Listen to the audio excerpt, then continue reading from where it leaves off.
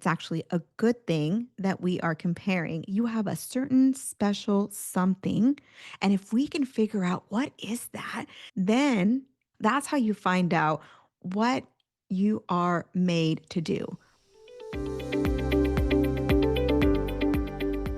It can be really demoralizing to open up your LinkedIn and see all these job announcements. Now, don't get me wrong, most of the time it serves as pure inspiration and as a reminder that yes, companies are still hiring, your offer is coming. However, comparison, nevertheless, can still lead to feeling like a trap, this downward spiral that ultimately kills all of your job search progress. And so today, in this really quick episode, we're going to talk to you about hey, how do you get out of this comparison trap? How do you get out of this downward spiral? This is really what I help clients with every single day so that you can build momentum and actually enjoy your job search so that you can get hired faster and with a better offer. But before we get into the comparison trap and how to turn it around, it's so important that first we call out the elephant in the room. We acknowledge this quiet, under the radar comparison that happens in all of our minds. I used to teach classes at colleges and universities, and we would talk about prejudice and bias and all these things, right? And regardless how you think about it, it's a piece of every single one of us. I would always, almost inevitably, have one or two or all of my students who said, "Oh, I don't judge.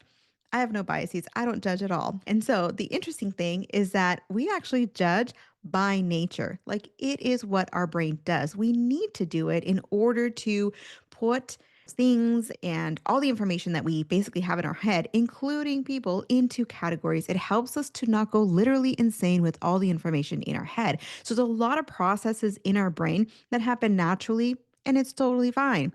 However, the important thing to remember is that because these processes happen in our head, comparison being one of those processes, and because it happens quietly and under the radar, if we're not intentional about how we interpret this comparison, it can become a current in the wrong direction. This is where it becomes a trap and that downward spiral that kind of pulls us into the negative side of the career search. It's demoralizing. And again, it can kill your progress. So, what we're going to do today is flip the lights on. We are basically going to become not only aware, but now intentional about how we can use comparison so it's no longer a trap and a downward spiral, but instead it is jet fuel, literal jet fuel for your job search. It's going to make your job search better. It's going to help clarify what you actually need. Because when we're going through this comparison, if it's a comparison spiral, a comparison trap, whatever we want to call it, when we're going through this in our mind, most of the time it's pulling us down, but it's actually a good thing that we are comparing. And I'll share why and how we can leverage that in just a second. But first, let's go through just a couple of scenarios. Now, the first scenario is when you, again, head over to your LinkedIn, see your feed. Everyone seems to be getting hired but you. And so you ask the question, why is this happening to me? Why is everybody else getting hired and not me? Now, the important thing to know here is that you have a gap in information. So that's the piece that really matters, right? So, because you have this gap in information, why are other people getting hired and not me? Your brain will fill that with answers. My brain does it all the time, and it's not particularly kind to me when that happens. And so, the important thing is to know that when you are going through this comparison and you ask this question, why are other people getting hired and not me? Your mind is going to create an answer that most likely is going to not be based on fact, meaning it's going to be based more on emotion. And that emotion is typically not positive. And so, because our brain has this gap of knowledge now that it needs to fill, if all we see are the announcements from other folks getting hired, then all we have is, I don't have, and they have that wonderful offer that I want, right? Here is where knowledge is power. And what you need in this moment is you need that information. You need to get answers to the question so that you don't just have this gap that your mind is automatically filling, but that you fill that gap with knowledge that you actually are going to absorb, put into practice, and that's going to lead you to improve and therefore reach your outcome of actually getting hired. And so if we leave comparison to its own devices, it will only ever tell you you're not getting hired, someone else is. And so we need to fill that gap so that message is not the only thing that is kind of flying around in our head. Now, the second type of comparison that tends to happen is when you see so many folks talking about, I found my dream job, or sometimes you see a lot of, I guess, promotional materials that are saying, find your dream job, discover what you were made to do, all these things that make your dream job sound absolutely like heaven on earth. But the reality is that it takes time to determine what your ideal career goal is. And I think the other piece too is for some people, a dream job is going to be what they truly want in life. But for others, it's having a beautiful family life where you don't have to stress yourself out at work and take up all your energy. And you can have a great professional life while making sure that your family is really the focus of this part of your life or this season. And so sometimes when we see someone else, they're like, I found my dream job. We actually want to stop and ask ourselves, is the dream job really what I want? Or do I want a good job, a great job, but a dream life? And what does that look like for me? And so in this moment, always knowledge is power and knowledge is helpful, but the way you get there is through clarity. So part of this is taking the time to determine what you like, what you value, what your interests are, what your strengths are. And part of the thing that we go over in the program is figuring out what are the pieces of your prior jobs and even in your childhood, like across your life. What has given you energy? What are you so good at that people think you're literally superhuman? I think I've mentioned it before, but I have this friend who literally messages like 60 people a day. Now, I am not that person. I'm really good one on one. I can listen to you all day and ask great questions. But if you give me her phone and she has 60 people that she has to interact with in one day, I am absolutely exhausted by the end of the day. And this is what I mean. There are certain people that have specific gifts, and it's part of finding what are your gifts, what are your strengths, what do you like, what are your values, the pieces that maybe drained you. And as you figure those pieces out, you'll then essentially be discovering how am I made? How was I created? And through figuring out how you are innately created, that's how you start to figure out, okay, what is, a lot of people talk about purpose. What is my purpose, right? That's how you find out what you are made to do. What are the good works that the Lord put you on this earth to do that He set aside for you before the beginning of time? Right. And so this is where seeing when other people find their dream job, two questions to ask and to dig deeper on is number one, have I taken the time to get the clarity necessary in order to look for my quote unquote dream job? And number two is the dream job really the goal I'm aiming for? Because at the end of the day, there's just in general, there's so many people who have jobs that you and I may not think that they are dream jobs. My husband works with children with autism, and I mean, it's such a ministry for him. Like, I cannot tell you. Yes, he comes home tired. Yes, he's like, whew, that was a crazy day, right? But always he tells me these stories of how these children, there was a time when he was out for a couple of weeks. And when he came back, the parents were telling him, we're so glad that you're back because when you left, our kids were crying for you. Like that's how you know you make a difference in somebody's life. And it takes someone truly special to work in special education, to work with children with autism, right? And so I know that my husband was made for this. Literally the patience he has, the care and concern he has, the kind of like he always says, my dude, like he does this thing where he'll be like, what's going on, my dude? Like, and the kids just feel so seen. And not everybody can do that. And in the same way, you have a spark, you have a certain special something. And if we can figure out what is that certain special something, that intersection of your likes, your values, your interests, your strengths, right? Then we don't have to go looking and searching and hunting for what it is that would be your quote unquote dream job or your ideal career. It just kind of floats to the top because it's been with you all along. It's embedded in the like code, right? Of like how you are created. All that to say that a dream job is not a coin that you find on the street as if it's lost.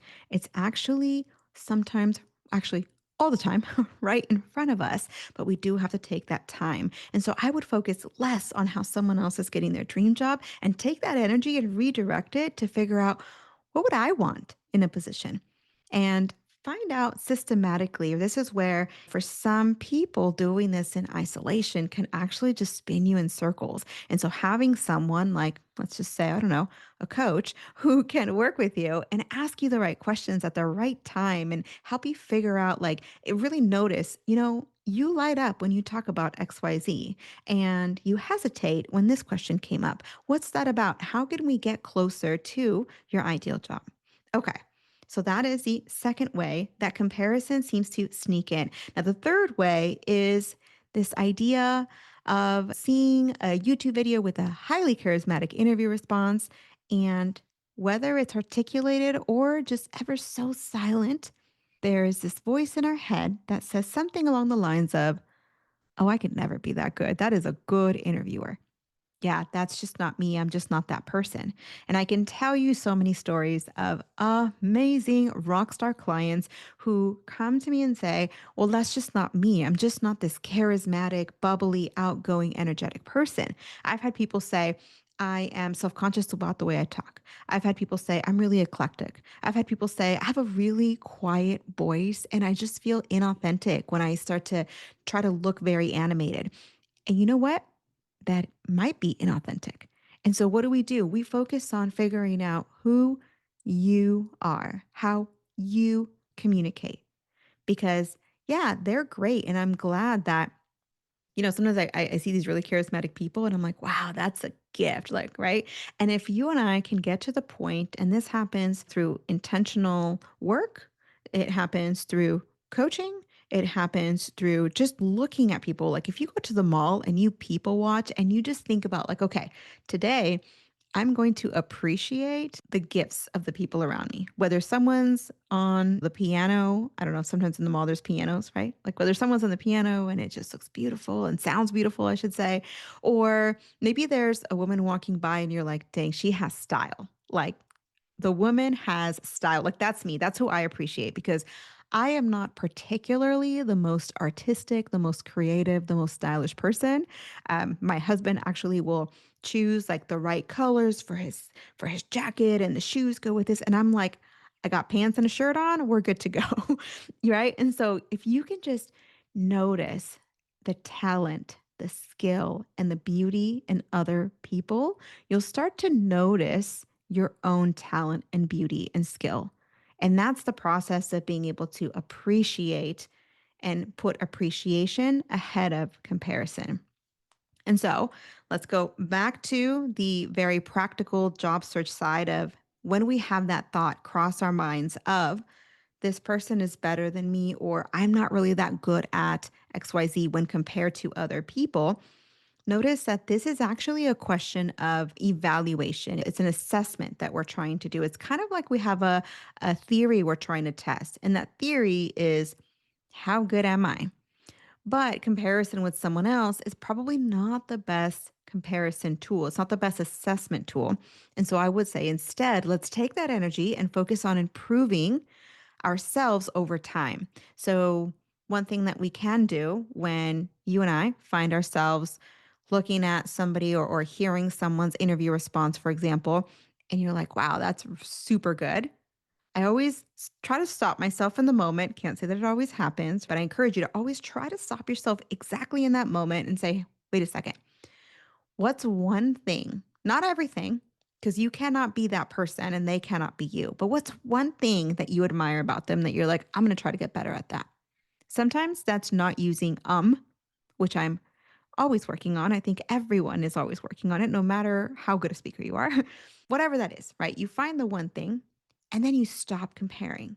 Then you go back into the back cave and you say, okay, let me record a, sample interview response and then go back and see if I was able to reduce the number of ums that I had. So you're comparing yourself with yourself. All that to say that when you feel that comparison with someone else that makes you feel worse than yourself or better than someone else, because even though that might boost your self esteem temporarily, it is setting you and I and everybody else up for failure. Because what happens when the scales shift? We are setting ourselves up to say, if I am not as articulate or whatever the case might be as this other person, that I'm not good enough. And that's just not true. You're just different. So, regardless which of these three situations you find yourself in most frequently, at the end of the day, comparison is like pain. It's not actually an end, it's an indicator. Comparison tells you that there's a question you're seeking an answer to. And you can turn the comparison trap all the way on its head and use it as job search jet fuel, which I think sounds so cringy, but I think it's actually true. What you can do is turn comparison on its head so that it'll actually help you to build momentum instead of take away your motivation. And what you can do is three things, right? We talked about the three situations. We talked about what happens when we're asking a question of why someone else is getting an offer and not us. We talked about, when we see other people getting their dream job and we're trying to figure out, why can't I seem to find it? I can't find my coin. Or when you feel that comparison coming on and it just seems like you're not quite as good as someone else at one particular task. Ultimately, what you're asking is number one, a question of knowledge. So, what knowledge am I seeking by this comparison? Number two is clarity. You can ask yourself, what do I need clarity on that will help me arrive at my goal? And number three is guidance. So ask yourself, what guidance is going to help me to actually improve and succeed? And they always say that you pay with either time or money. And so you can DIY it and it might take a little bit longer. Actually, I'll be honest, it takes significantly longer, but you can also then pay for a coach and you go a lot faster. Now, if you have time and you love I'm going to learn independently, then by all means, this podcast is actually a really good resource. There's so many, and I'll put a couple of podcasts in the description to give you some resources for that guidance. But if you are looking to work with someone and accelerate your process, feel free to, again, take a look at the description and we can either have a conversation, you and I, or you can check out some other coaches and see who is a great fit.